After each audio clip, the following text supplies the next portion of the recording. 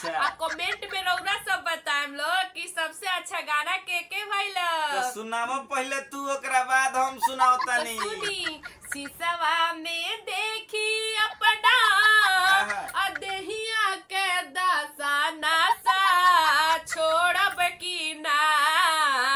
दूसर ना सबा आए कहीं बेलाउज बिना भैनी बेदशा नशा छोड़ब की ना।